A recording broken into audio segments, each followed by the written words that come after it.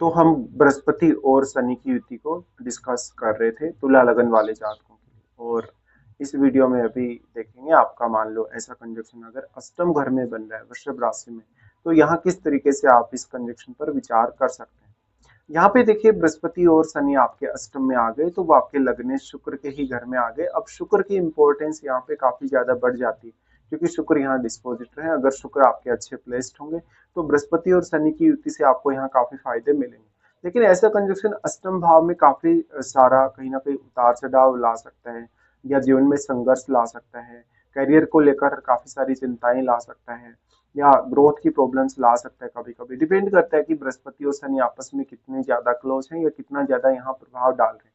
वैसे बृहस्पति एक शुभ ग्रह होने के नाते यहाँ पर नॉर्मली हम अष्टम भाव में बृहस्पति को उतना अच्छा नहीं मानते, लेकिन बृहस्पति यहाँ पे यदि वक्री होंगे तो उनका प्रभाव काफी कम हो जाएगा। शनि अगर वक्री होंगे तो शनि यहाँ ज्यादा अच्छा रिजल्ट प्रदान करेंगे।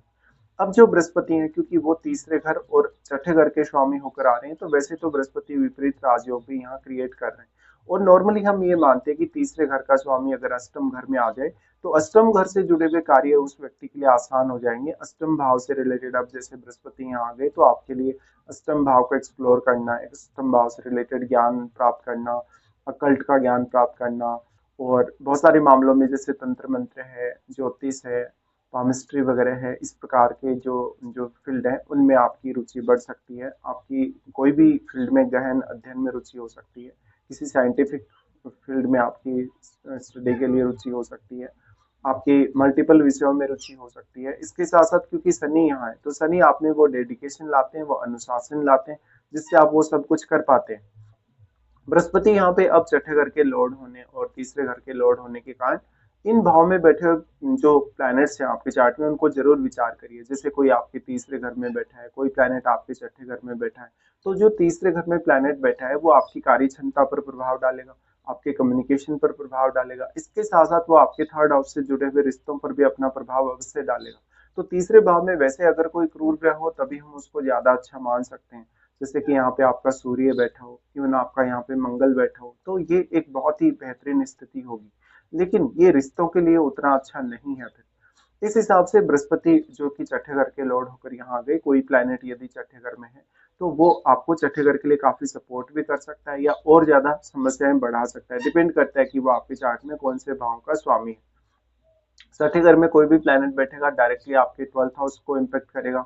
12th हाउस यानी आपके खर्चों को इम्पेक्ट करेगा, आपको नींद से जुड़ी हुई समस्याएं दे सकता है, मैरिड लाइफ में कुछ इश्यूज दे सकता है। फिर छठे घर में बैठे प्लैनेट के लिए ये भी देखना बहुत जरूरी है कि क्या वो एक क्रूर ग्रह है, क्या वो सप्तम भाव के बहुत ज्यादा क्लोज है।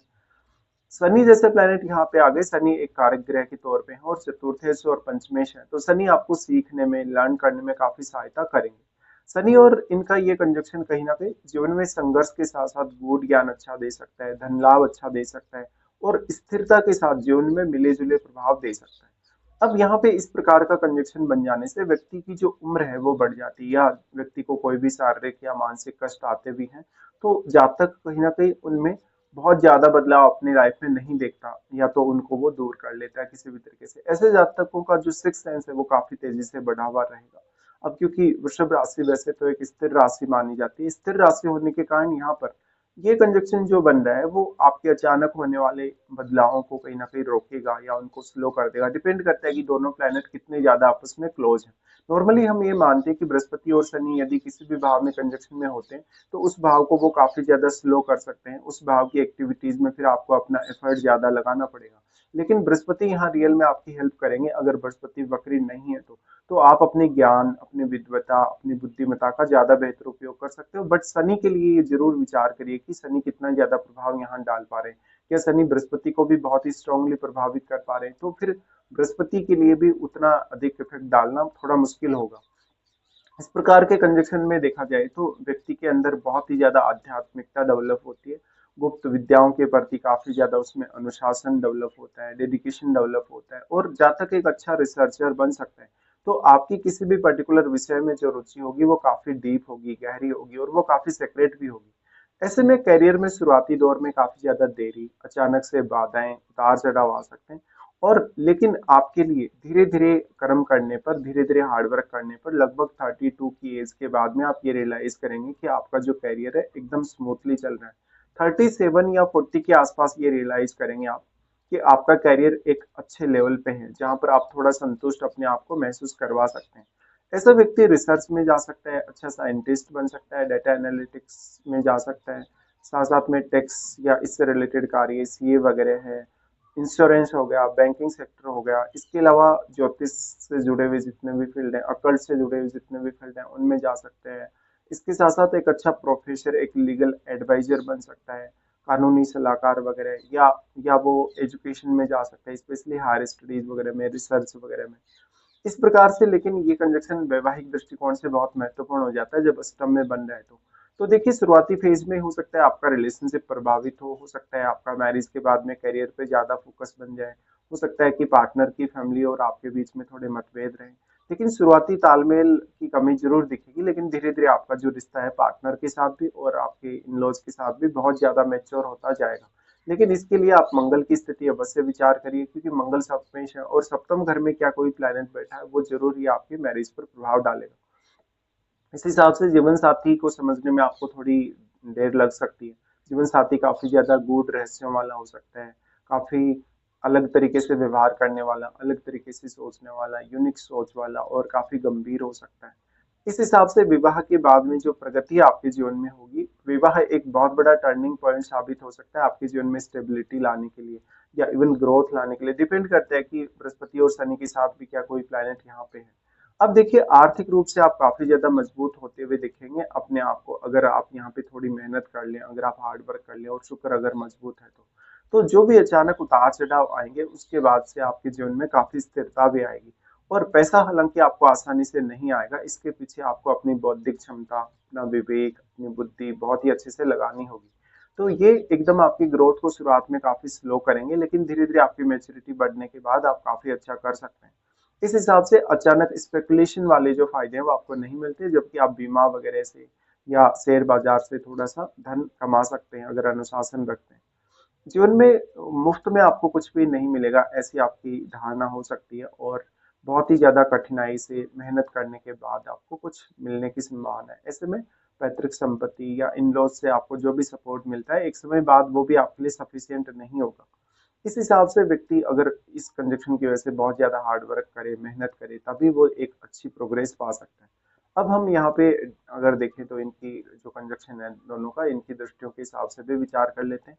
सबसे पहले शनि की दृष्टियों पर विचार करते हैं। शनि यहाँ पे 10वें घर पे दृष्टि डालेंगे, चंद्रमा का घर है, और शनि वैसे तो अपने मित्र के ही घर में बैठे हैं, तो शनि या तो वक्री हो तो बहुत अच्छा रिजल्ट प्रदान करेंगे।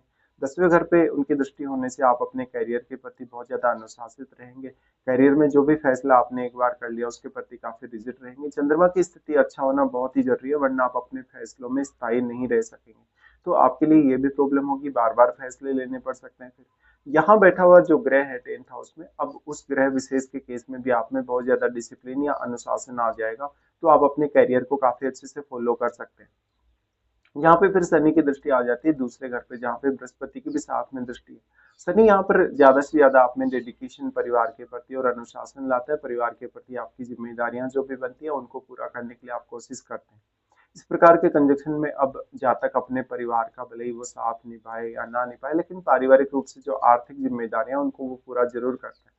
यहाँ थोड़ा सा वाणी आपकी कटु हो सकती है कभी कभी, या बहुत ही ज्यादा वैल्यूएबल या प्रभावशाली हो सकती है। दूसरों को आप अच्छी सलाह दे सकते हैं। फैमिली के साथ थोड़े बहुत इस प्रकार का शनि मतभेद भी करवा सकता है।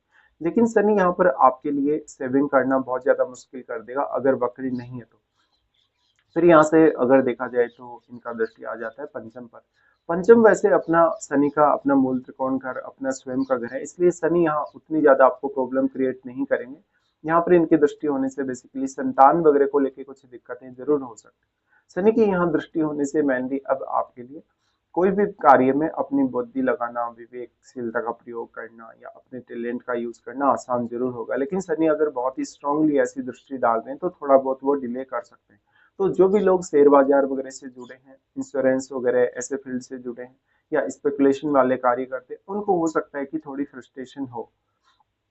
फिर बृहस्पति के लिए विचार करते हैं। बृहस्पति यहाँ से अगर देखा जाएगा तो सबसे पहले 12th हाउस पे अपनी दृष्टि डालेंगे, जहाँ पर वो आपके लिए सिक्स सेंस को बहुत ही तेजी से बढ़ाने वाले हैं। बृहस्पति आपको विदेश यात्रा दे सकते हैं, इवन विदेश सेटलमेंट के लिए भी वो जिम्मेदार हो सकते हैं। अगर आप अपने हायर स्टडीज वगैरह, रिसर्च वगैरह या अष्टम भाव से संबंधित किसी भी कार्य के लिए विदेश जाना चाहते हैं, तो इसमें बृहस्पति आपको बेहद ही सपोर्ट करेंगे। बृहस्पति एक ड्यूल प्लैनेट होने के कारण इनकम के या कैरियर के लिए बहुत सारे साधन आपको दे सकते हैं, मल्टीपल आइडियाज आपको दे सकते हैं, लेकिन उनमें से कौन सा बेहतर आइडिया आपके लिए रहेगा वो चुनना आपके लिए कभी कभी थोड़ा कठिन हो जाता है, यदि शनि का प्रभाव यहाँ पे बहुत ज्यादा स्ट्रॉन्ग हो तो। फिर बृहस्पति की जो दृष्टि यहाँ जो पड़ रही है वो आपको धन कमाने, धन को बचाने, धन को सही तरीके से इन्वेस्ट करने में मदद करती है। तो वाणी स्थान पर अब बृहस्पति का प्रभाव होने से यही वो वजह है जिसकी वजह से आपकी वाणी बहुत ज्यादा प्रभावशाली और काफी वैल्यूएबल बनेगी दूसरे लोगों के लिए। बृहस्पति यहाँ बैठे हुए ग्रह पर भी अपना प्रभाव डालेंगे, जिससे उस ग्रह का शुभ प्रभाव आपके सामने आएगा। लेकिन क्या यहाँ शनि का प्रभाव ज्यादा है? यदि शनि का प्रभाव ज्यादा है तो ये आपके लिए थोड़ा चैलेंजिंग होगा। इस हिसाब से फिर बृहस्पति दृष्टि डालते हैं चौथे घर पे। चौथा घर वैसे इनके लिए नीच का घर है बृहस्पति के लिए, लेकिन क्योंकि बृहस्पति एक शुभ ग्रह है, लग्नेश के घर में भी वो बैठे हैं यहाँ पर, तो बृहस्पति उतना नुकसान नहीं करेंगे। वैसे भी जो फोर्थ लॉर्ड है आपका शनि, वो इनके साथ ही बैठा है, इसलिए बृहस्पति यहाँ भी आपको काफी स्टेबिलिटी देने की कोशिश करेंगे। बृहस्पति परिवार की जिम्मेदारियों को वहन करने, उनको पूरा करने में आपको सक्षम बनाएंगे। साथ साथ में परिवार के लिए कुछ खर्चे हो सकते हैं आपके, मदर की सेहत वगैरह को लेकर भी ध्यान दीजिएगा। और जो भी आप संपत्ति वगैरह खरीदते हैं, कोई भी धन का किसी भी तरीके से परिवार में यूज करते हैं, उसको लेकर एक अच्छी योजना आपके पास होनी चाहिए। फिर यहाँ डिपेंड करेगा इनकी महादशा, क्या वास्तव में इनकी किसी की आपको महादशा है? अगर महादशा है तो कौन से फेज में आपके जीवन में वो आने वाली? देखिए, मान लीजिए किसी का बृहस्पति महादशा में जन्म हुआ है, या किसी की बृहस्पति की महादशा 25 या 30 की एज तक कंप्लीट हो चुकी है, तो वो जातक जरूर ही शनि की महादशा से गुजरेगा बृहस्पति की महादशा कंप्लीट होने के तुरंत बाद। लेकिन मान लो किसी की शनि की महादशा में अगर अगर किसी का जन्म हुआ है, और शनि जैसे मान लो किसी का अगर 25 की एज तक दशा भी कंप्लीट हो चुकी है, तो फिर उस जातक के लिए ये देखना जरूरी होगा कि कहीं ना कहीं शनि कैसी स्थिति में है एक्चुअल में, और उसको फिर बृहस्पति की महादशा तो आने नहीं वाली इस जीवन काल में, तो फिर सिर्फ उसको शनि का ही प्रभाव देखना पड़ेगा। लेकिन क्योंकि बृहस्पति और शनि मिलकर आपके जीवन का एक बहुत ही बड़ा पार्ट कवर कर देते हैं टाइम के हिसाब से, तो अगर दोनों की महादशा जिन जातकों को भी आ रही है, उनको विशेष तौर पे सतर्क रहना होगा, क्योंकि लगभग आपका आधा जीवन ये दोनों प्लैनेट कवर कर सकते हैं अगर इनकी प्रॉपर आपको महादशा आ जाती है। ऐसे केस में दूसरे कौन कौन से ऐसे प्लैनेट्स हैं आपके चार्ट में जो बृहस्पति और शनि को प्रभावित कर रहे हैं, या जो बृहस्पति और शनि से प्रभावित भी हो रहे हैं?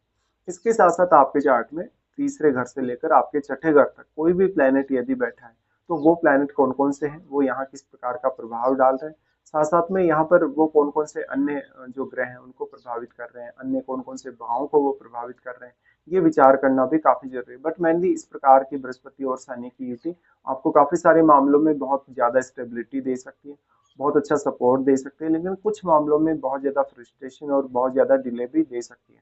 तो इस वजह से आपको स्वयं का एफर्ट, अपना खुद का मेहनत लगाना, अपनी खुद की हार्डवर्क करना बहुत ज्यादा जरूरी